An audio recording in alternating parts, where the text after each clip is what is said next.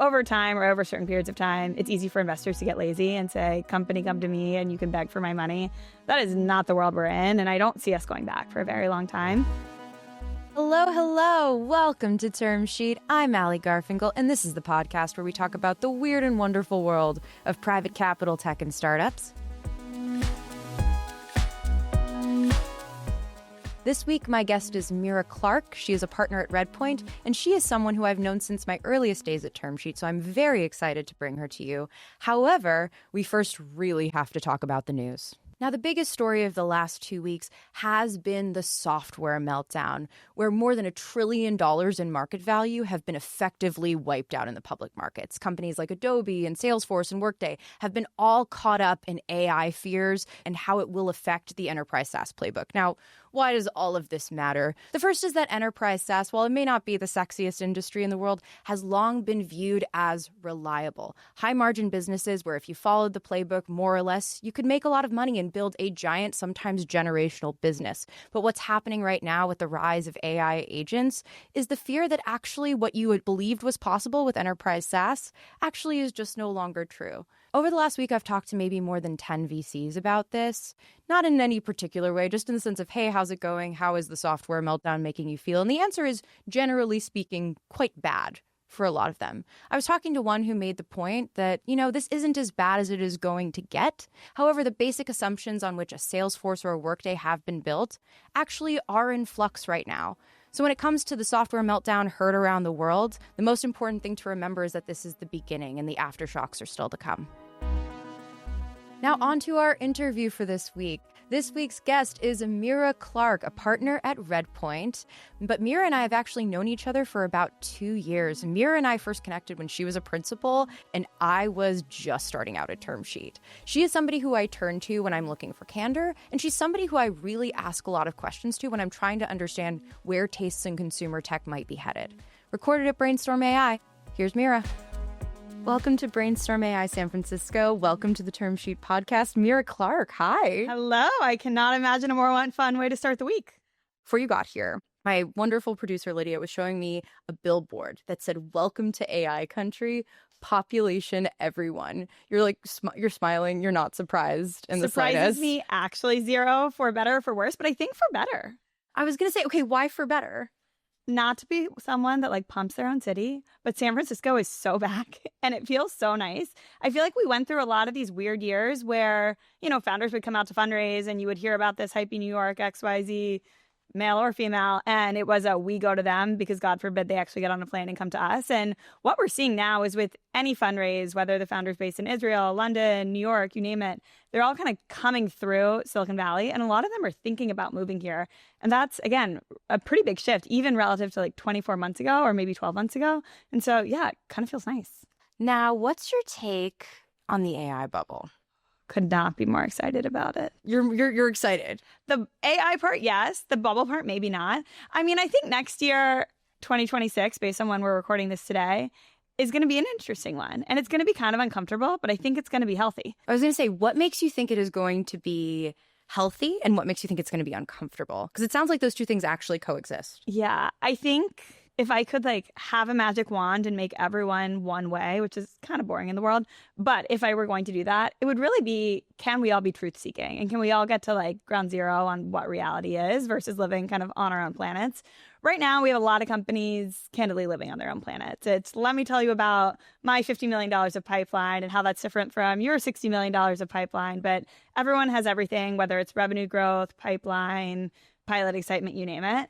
And from our seat, it's quite interesting, right? Because I'm saying, oh, so cool that you have a pilot with Pepsi. 4 of your competitors who I've also met have this same pilot. And I really think 2026 is going to be the year that the rubber kind of hits the road in terms of transitioning from pilot to permanent placement, which is really when you actually see the durability of these businesses and whether they can actually run from a multi-year perspective. You're getting at something really interesting right now, because one of the things I sort of keep hearing is that everyone is waiting for a spending pullback. Yeah.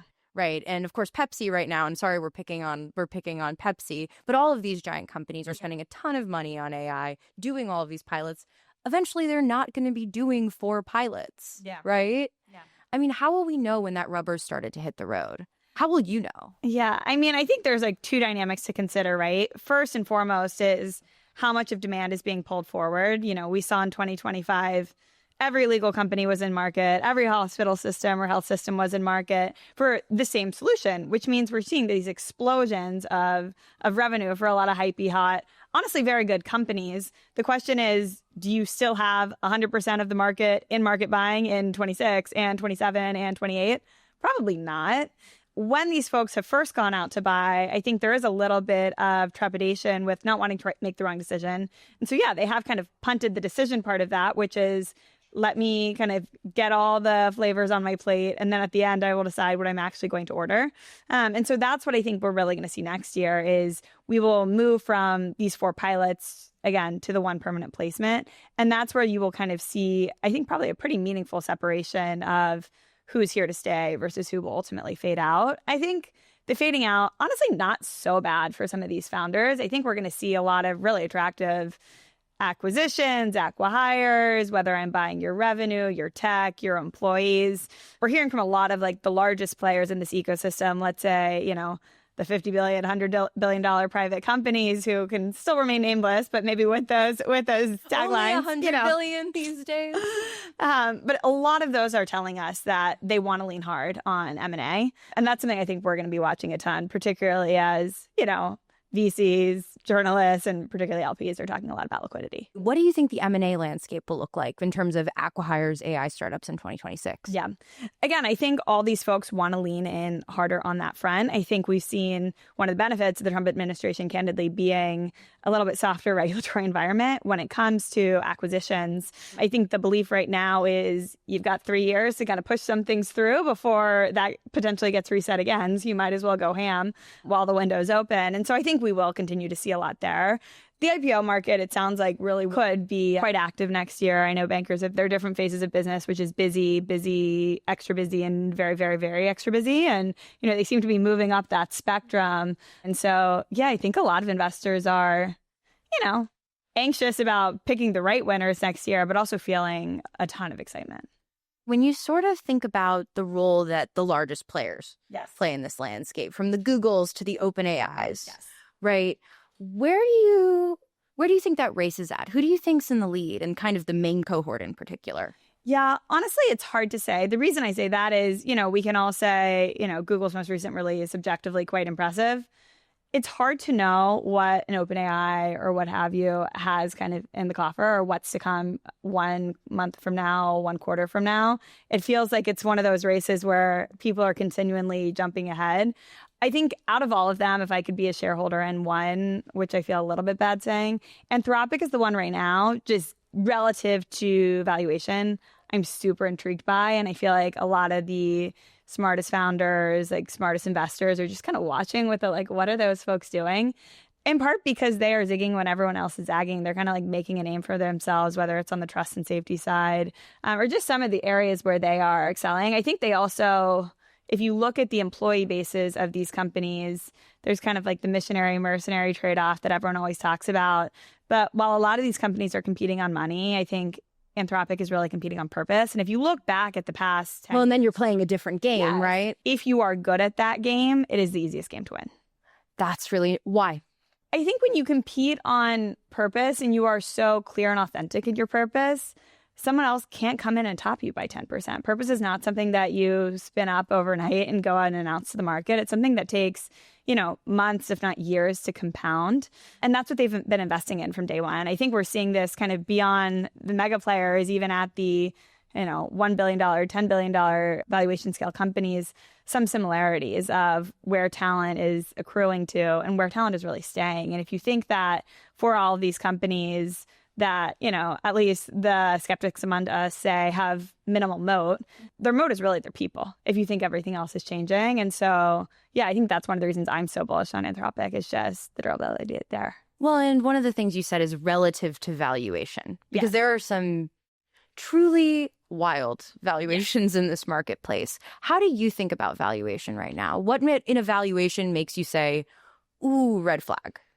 What makes me say red flag in evaluation is really how it sets up for the next round. I think even with some of these outlandish rounds, you're raising a seed at 200, you're raising a Series A at 500. If you are going to be a $100 billion company, that's fine. Like, I'm not actually that concerned about it. My question is, all these companies are running a marathon. It's, can you get to the finish line? But can you also get to the next water station? And as I think about that next water station for these businesses, if you are so over your skis on valuation, or I worry about your ability to kind of clear that hurdle because your revenue durability is not sticky, and I worry about you, turning over 50% of that as you lose pilots overnight, that's when we start to get into scarier territory to me. Now, you said something to me last year that I think about all the time. I'm so curious as to what You're this like, oh was. gosh, what was it? You said it's still the Wild West out there. We talked, and it still is. Okay, so I was saying, because what you're talking about sounds a little more mature, but it still sounds like people are stomping into saloons. Yeah, I mean, I think it's interesting, right? Because I think there are pockets of buyers that are maturing. You think about code gen as a category, and we're still seeing, various players spin up. Like, where was Cursor when we were talking last I year? know. It was a completely different universe. And even in Cognition, like, you go down the list of all these players. And so I think if you consider these the early adopters or white collar buyer base, they are a little bit more mature or a little bit more aware in kind of what their AI transformation story looks like. On the flip side, if you look at the mass market, the majority of the economy, whether these are family-owned businesses, private equity-owned businesses, companies doing $1 billion in revenue or hundreds of millions of dollars in EBITDA, but that are not based in the Bay Area or New York, they are, I would say, much earlier on that journey, where they are now aware that I must change, or I will, transform my business or be rendered obsolete with AI. But they are, looking left, looking right. Do you have answers? Do I have answers? Figuring out what comes next. And so I think as I sort of think about 2026 and, the early innings of which the early foundations rather, of which were laid in 2025, that to me is the exciting next frontier that, it's still pretty wild, still pretty up for grabs. But the frontier is still the word we're using here. Yes. When the bubble bursts, what is one thing you are sure will still be there? OpenAI is going to be here for a very long time. OpenAI is still here at the end. Anthropic, too. I think, many of these folks. Are they just too big to fail at this point? Dangerous turn of phrase, of course. I kind of love the turn of phrase, though. We love things a little controversial, as you know. At this point, I do think they are too big to fail. I want to turn to talking about you a little bit. Yes. Because you and I have actually talked a lot about your career. You were promoted to partner. How does your background as a banker inform what you do now and how you look at these markets? Yes. And why did you jump to venture? Yeah. As I think about coming from banking, I think there's 3 components of it that are important. First and foremost, which could never be more true than in today's environment, which is that we are in a sales business and you must always remain aware of your customer. I think, over time or over certain periods of time, it's easy for investors to get lazy and say, company, come to me and you can beg for my money. That is not the world we're in. And I don't see us going back for a very long time. These processes are ruthless. Like, the best deals are highly competitive. And so being thoughtful, being creative, being very customer focused in that sales process is very important. So that is the customer the founder? The customer is the founder. The LPs are customers, but the founder through and through is really who we are prioritizing.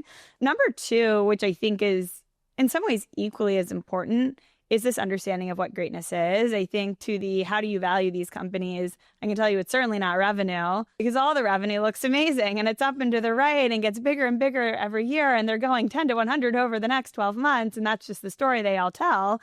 But in banking, I think you actually understand what greatness looks like. And, these businesses, as we said, are really people. And it is, who are the people that you hire? What does your leadership team look like?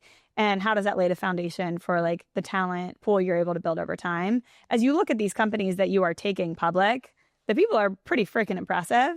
And so I think understanding what does the chief product officer of a public company look like? What does a CEO look like when they're going public if they were, a founder on day one, and understanding, hey, this 23-year-old founder sitting in front of me today, can I actually see them mapping to that? Or do you actually see that kind of potential slope, or do you not? And so I think that understanding of greatness is also incredibly important. What is one thing about what greatness looks like that you think about all the time? It is a seemingly irrational but incredibly long-term focused pursuit of excellence. Greatness is, I am working on a Friday at 11 p.m. because I want to be. I'm waking up at 5 a.m. on Saturday with this idea in my head that I can't let go of. I'm not doing this because it's a cool thing to do in San Francisco, or because my friends are founders, or for the sexiness of it. It's like this like deep inward sense of purpose. I think that's what we see in the greatest founders. They are, the more and more they work, the more and more energized they become. Which again, I would not necessarily call it natural or rational for your everyday human on the street. So absolute irrationality. Yeah. And we see it and we celebrate it. And like, I think it makes for exceptional humans, whether they are a founder or pursuing something else that takes, insane focus. I wouldn't say Olympians are that much different. But yeah, I think that's something we definitely see as a unifying theme. We sometimes jokingly talk about founders that come in and it's this person is so normal. Like, do we think they can actually take it the entire way? And I hate to, I don't know if my husband would call me normal. I think I'm like kind of sort of normal, but I hate to disparage the normals of the world. But yeah, I don't know if they are necessarily what we're looking for. We've talked a lot about what it takes to succeed in VC, just between you and I. Yes. What do you think most people who want to get into venture capital get wrong? They ask before they give. The number one thing you can do to help yourself in venture is to give everything you have to the people around you. And you are strategic to a certain extent, which is maybe ruthless, maybe not, and evaluating who you are giving to, how you extend, your finite resources. But it really is, how can I add value to this person so they give me the intro? How can I add value to this founder so they let me invest in their business? But it's all about giving and giving things that people need, but may or may not know that they need, and kind of continuing to deliver value to them so that at a time when they have one cookie and they can give it to 1 of 5 investors, you're the investor that they turn to. I think a lot of young people come in with this mindset of, hey, I want to break in, help me, give me a list of what to do, which, if I'm giving you my time and I don't know you because you reached out on LinkedIn, it's hard. Like, I only have so much, so many hours in a day to come up with your career plan and check in with you every quarter on how it's going. I think the people that do it best think creatively about how can they add value to you, whether it's introducing you to their friends in their freshman dorm because they're currently a junior at Stanford who are going to be killer engineers that you could place into your companies, or them sharing insights that you may not have access to. I think regardless of your age, regardless of where you are in the world, you definitely have something to give. It's just kind of understanding what that is. And I think the young people I find myself gravitating to the most, they're very intentional about that. When you sort of think about the kind of people who want to get into venture and the number of people who want to get into venture, I was going to say, dizzying. Yeah, I was going to say, because you implied that you get a lot of LinkedIn messages about this. At the same time, there are more venture capitalists than there ever have been. But I don't know if I'm confident that will continue to be true over the next 5 years, 10 years. How do you sort of see the sort of volume of VCs in the system? Like, all these people who are interested in it, like, realistically, are there jobs for them? It's interesting. I would say for the best one, there most certainly are. You look at folks who come into this industry, and I hesitate to pick on Lee Marie because it makes me sound like I'm talking about her as she's junior. And Lee Marie is like one of those people you look at and you're like, you will definitively be on the Midas list. It might be next year, it might be in 5 years, but you will be there one day. She has not been in venture for 10 years, just factually speaking, and that is okay. But she came in as someone and just went whoop, and not a single person ever doubted at any step of the progression that she was going to get there. And so I think as you see folks like that come in, there will always be a home for them, and they might come in as a senior associate. They might come in as a, general partner at a firm, but they will continue to grow and compound in terms of their brand, their network, their skills, what have you. I do think, to your point of, this ecosystem is just so, we're packed in like sardines trying to find a home for ourselves. I think that never before has the importance of individuals' reputations been so important. I think historically it's been much easier to say, hey, I work at Redpoint, that's cool. You see the email address, please respond. And, there is certainly power to these platforms in terms of the additional services they have, the additional perspectives around the table. But I do think if you are choosing someone to be on your board and to be in the trenches with you for the next 10 years, you're not just choosing them because of their email address. There's a lot more to it than that at this point. Do you remember the first company of yours that I ever covered? VoyceMe. It was VoyceMe. Would you like to tell our audience what VoyceMe is? VoyceMe is a consumer app focused on the worlds of manga and anime. They started as a platform where you could come consume content and have now, unsurprisingly, expanded into an AI business, as they all do. The natural progression. The natural progression, crypto AI, consumer AI, any business AI. But that really enables anyone to be a creator, anyone to be the author of, their own magical universe and invite folks in to chat with their characters, read their stories, what have you. But that was the one. And I'm so happy you remembered, because also you have construction management tools. Yes. You have AI avatars. One of the things I think is a differentiator in this upcoming era is taste. This is something that's kind of been widely discussed, and I'm incentivized to believe that's true. Yes. But I think you have interesting taste. How would you describe the kinds of deals you're looking for? Yeah. It is easy to brand oneself as, I look at construction tech, I look at fintech, I look at this sector. For me, for better or for worse, it's simply not the case. My taste is much more oriented around people than anything else. And as I look ahead to next year, there's themes I'm excited about, but more than anything else, there's humans I'm just tracking. And I'm like, I want to work with you regardless of what you're doing. As I look at my past 4 deals, let's say as an example, you start to see really similar themes emerging in terms of the founder's persona. They're young and hungry. They have a chip on their shoulder, but they've seen greatness before, and they have a technical counterpart. I think there is a specific founder persona or DNA. There's probably a couple of them that you're really seeing emerge as successful in this new AI era. And I think whether it is a 22-year-old or a 30-year-old, the unifying theme around a lot of them is velocity. I think we are living in an era that meaningfully rewards velocity, and I don't really anticipate that changing. Now, we've also talked here implicitly about how revenue at this point is fairy dust. Yes. What are you relying on in terms of metrics as you're looking at these founders, looking at these businesses? Yeah. I really view revenue as not an entirely unhelpful, but a little bit of a lagging indicator or a vanity metric. As I sort of think about going a layer deeper of what underpins durable revenue, it really is engagement, usage, customer love. And so metrics I care a lot about is, what is the ROI of this platform? How much time is the user base spending in the platform per week? What is your DAU/MAU ratio? What is your customer NPS? It's really the understanding the stickiness than understanding the chart that I'm most excited about. And you tend to find, in terms of going back to taste, of founders I love versus the founders that I don't know if I necessarily trust with my money, a pretty clear delineation of, if you ask them what KPIs they manage their business to, which is a very open-ended question. They can say whatever they want. You have one camp that tells you revenue, revenue, revenue, and then you have another camp that's very customer obsessed. And the customer obsessed camp tends to be the camp that, I want to camp out in and have a little kumbaya circle with, you know? You want to make s'mores there. Totally. Was revenue always so unhelpful? How you clearly have feelings about this too, and I have well-documented feelings about this. When did it become so unhelpful, and is there a point at which it will be less of a vanity metric moving forward, or is this just the world we live in now?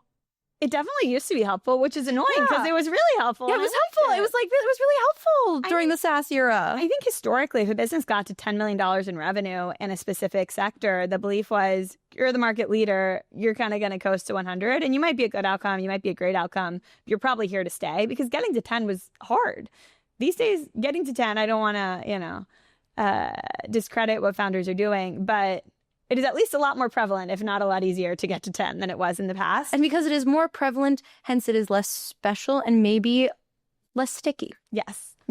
And so I really think as you transition from the SaaS era to the AI era is when you sort of saw this separation. And, unfortunately or realistically, it took us investors maybe a little bit of time to catch on. And so there were definitely some founders that threaded, the needle on give me the money and give me all the money you got, which is, I don't know, could be great for them. They could buy their way out of this. We'll see. But yeah, I feel like this revenue dynamic is something that folks are very, very aware of today. Though, candidly, I don't know if it will change moving forward. I don't know if it'll change either, but we'll be able to look back at this and say, oh yeah, we said it wouldn't, but we were wrong, or we were right. Yeah. One piece of advice you'd give every single founder who's listening to this podcast. Be authentic to yourself. I would be my advice for any founder, any investor, any prospective investor, honestly, any human. I think what founders are doing is hard, and it's arguably never been harder because the race is so competitive. Trying to play someone else's game never really serves you well. And so it's all about playing your own game and like playing it in a way that's true to you. It's something that investors are candidly looking for. I want to understand what you are uniquely equipped to succeed at, or they feel like you're uniquely, equipped to win on. And so, yeah, it's kind of that authenticity that I look for through and through. Meera Clark, thank you so much. Such a treat. Thanks for having me. And that was Meera. What's kept Meera and I in touch over the years has been that she will really just tell it like it is. I ask her if OpenAI is too big to fail, and she says yes. I think she's also really clear-eyed about what matters and is really thinking about the sustainability of companies. To her point about revenue not equaling greatness, I cannot tell you how many pitches I have received that basically say, we generated $1 million in revenue in 3 weeks, to which I'm like, could I do that? Maybe? And I'm exaggerating a little, but not as much as you would expect. And I think it's important to remember that what makes a sustainable company isn't just a couple of numbers that you manage to drum up from one-time pilots. It's actually executing over time and sustained commitment. And I think this is something we need to talk about more. That's it for Term Sheet. See you soon.